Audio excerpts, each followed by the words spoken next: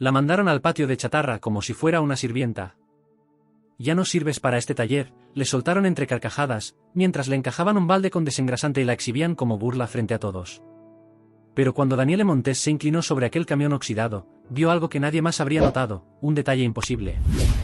Su gesto se endureció. En ese segundo entendió que no era solo basura, ese vehículo escondía una intención.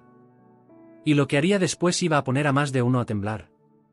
El sol de febrero caía como plomo derretido sobre el taller Rivas, en las afueras de San Salvador. Daniele llevaba 6 horas metida bajo el capó de un Freightliner Cascadia cuando el capataz la llamó desde el otro lado del área de diagnóstico. Ella alzó la cabeza y se limpió el sudor con el dorso de la mano, dejando una raya de grasa sobre la ceja. Tenía 28 años, el cabello rubio recogido en una cola alta, y unas manos capaces de leer motores como otros leen el periódico. «Montés», gritó Héctor Ruiz. Un hombre de 50 años, barriga adelantada, dedos manchados de grasa vieja. «Deja eso y ven acá». Daniele dejó la llave sobre el guardabarros y caminó hacia él, secándose las manos con el trapo rojo que llevaba colgado del cinturón del overol azul. Los demás mecánicos, 5 hombres entre los 30 y los 60, levantaron la vista desde sus puestos. Algo en el tono de Ruiz les avisaba que venía función. «Dígame, jefe», dijo ella, plantándose frente a él con los brazos cruzados. Ruiz la recorrió de arriba abajo con una sonrisa torcida que no tocaba sus ojos. En la mano traía una hoja, una orden de trabajo nueva, sostenida como si fuera un boleto ganador. «Mira, muchachita, ya lo pensé bien», empezó con ese diminutivo que a ella le hervía la sangre. «Este taller necesita orden. Cada quien en su lugar. Y tú, bueno, tú eres demasiado bonita para andar metiéndote debajo de camiones, ensuciándote toda». Las risitas ahogadas se regaron alrededor. Daniele apretó la mandíbula. «¿De qué está hablando, Héctor? ¿De qué acaba de entrar un Peterbilt del lote de seguros?» Señaló con el pulgar hacia el depósito de chatarra al fondo del terreno. Un 379 que quedó hecho pedazos en la Panamericana. Pérdida total. Solo hay que lavarlo, sacarle lo que sirva y mandarlo a la prensa. Trabajo fácil, perfecto para ti.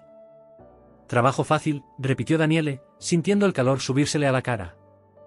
Yo estoy en diagnóstico. Llevo 3 años haciendo reparaciones mayores aquí. Sí, ya sé, cortó Ruiz, agitando la mano como quien espanta moscas. Pero mira, los clientes se quejan, dicen que no les da confianza que una mujer les revise los camiones. Prefieren que los atienda alguien con, ya sabes, con experiencia de verdad. Daniele sintió que el suelo se le aflojaba. Y antes de que pudiera contestar, Chuy, un tipo flaco, bigote ralo, soltó una carcajada. Eso. Que se vaya a lavar el Peterbilt. Total, es agua y jabón, ¿no? Hasta mi abuelita puede. Más risas. Daniele los miró uno por uno, grabándose en la cabeza cada cara y cada sonrisa. Luego clavó la vista en Ruiz. ¿Esto va en serio? Completamente. Le tendió la orden. Ahí está todo. Desmontas lo que sirva, limpias la cabina y cuando termines me avisas.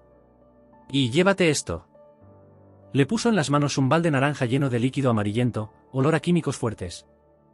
Ese camión está hecho un asco. Daniele lo sostuvo con ambas manos, sintiendo al mismo tiempo el peso del balde y el de la humillación. Está bien, dijo en voz baja, guardando la orden. Voy a limpiarlo. Así me gusta, soltó Ruiz, intentando darle una palmada en el hombro.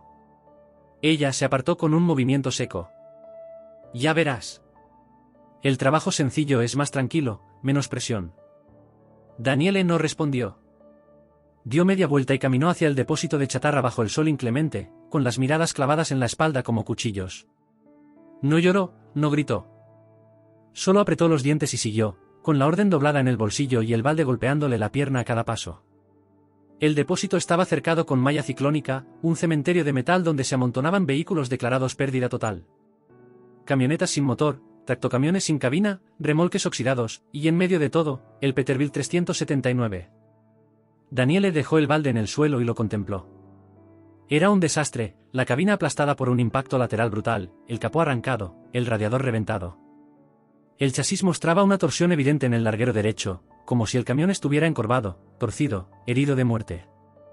Las llantas delanteras reventadas, los rines doblados, y el parabrisas convertido en un marco vacío con cristales pegados en las esquinas. Según la orden, el accidente ocurrió en la carretera Panamericana, cerca de la Libertad.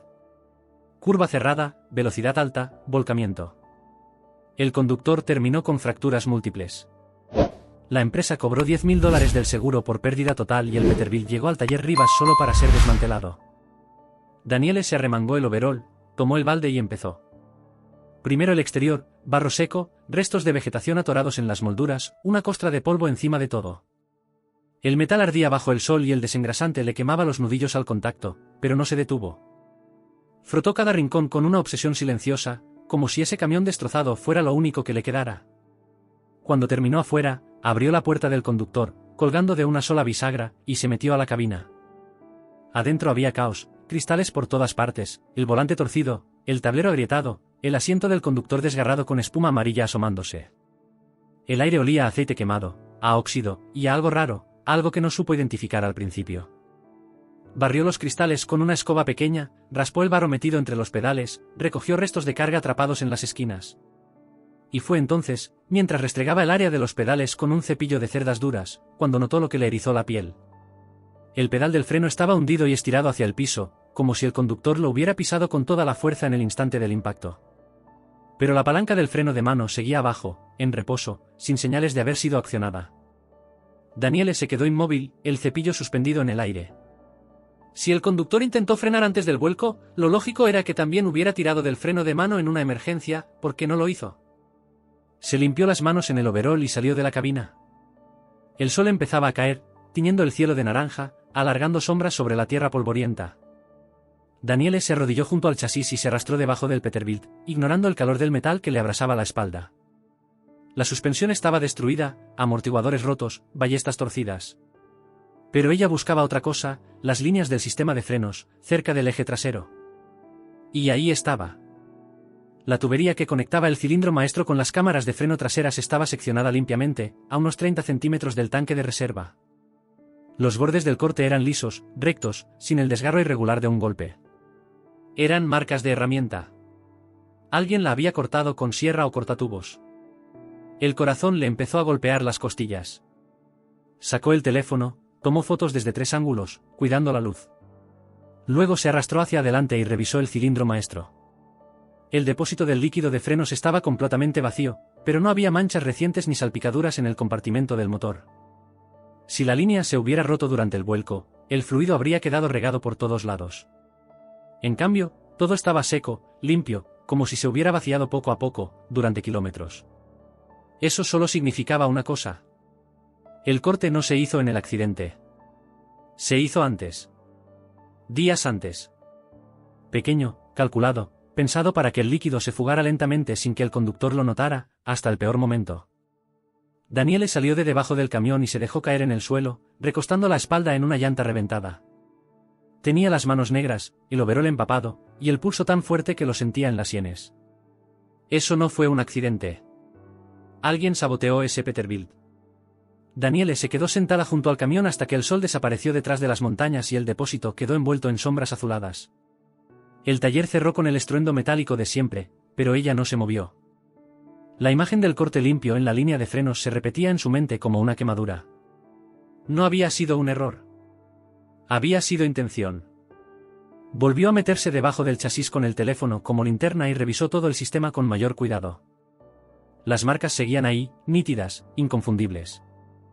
Después avanzó hacia el frente y examinó la dirección hidráulica.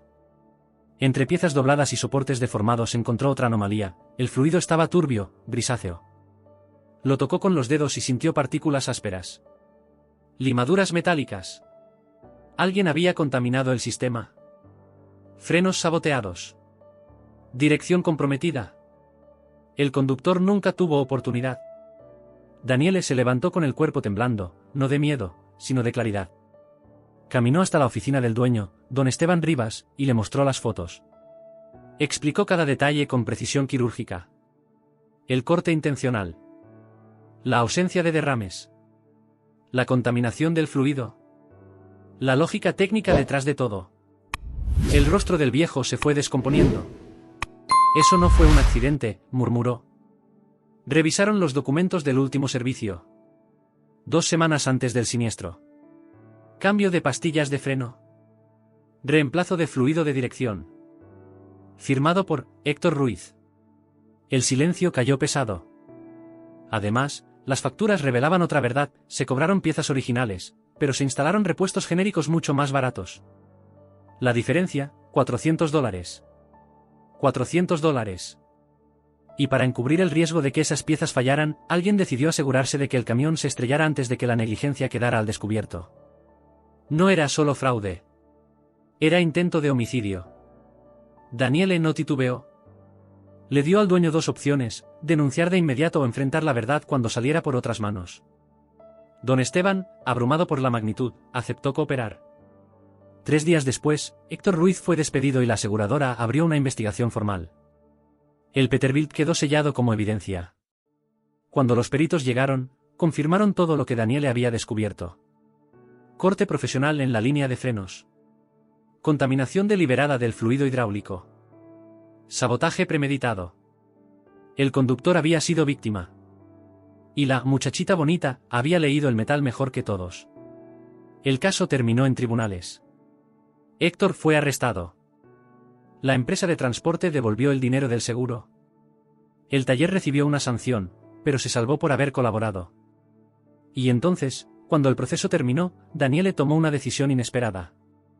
Quiso comprar el camión. Todos pensaron que estaba loca. Era chatarra. Hierro torcido sin futuro. Pero ella no veía ruina. Veía dignidad pendiente. Con ahorros, préstamos y un acuerdo con don Esteban, se convirtió en la dueña legal de aquel Peterbilt 379 que casi se convierte en prueba enterrada. Y comenzó la reconstrucción. Meses enteros enderezando el chasis milímetro a milímetro. Soldando refuerzos.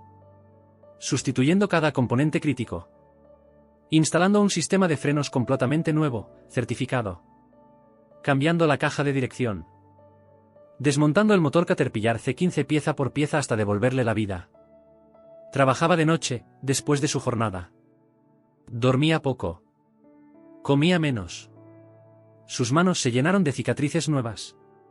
Pero el camión empezó a renacer. 3 meses después, ya no parecía chatarra. Parecía una promesa.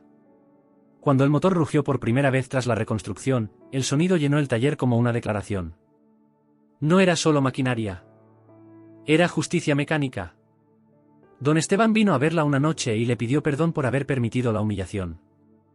Le ofreció el puesto de jefa con mejor salario. Ella lo rechazó. No quería volver a ser empleada. Quería conducir su propio destino. Pintó la cabina de azul metálico profundo con franjas plateadas. En las puertas escribió su nombre: Daniele Montes Transporte Independiente. El primer viaje fue hacia Guatemala. Antes del amanecer. La Panamericana extendiéndose como una cinta de posibilidades. Probó los frenos en una pendiente pronunciada. Respondieron perfectos. Sin vibraciones. Sin traiciones. En un mirador, una camioneta blanca la hizo detenerse. Del vehículo bajó un hombre con cicatriz en la frente y leve cojera. Era Rafael Campos. El conductor del accidente. Se acercó con los ojos húmedos.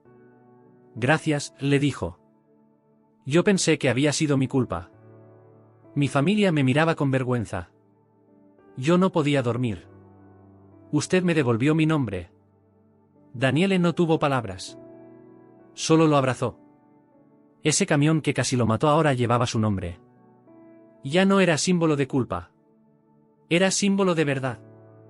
Los meses siguientes fueron duros, pero el Peterbilt nunca falló. Ruta tras ruta, frontera tras frontera. Su reputación creció. Mujeres jóvenes comenzaron a escribirle. Querían estudiar mecánica. Querían saber cómo resistir.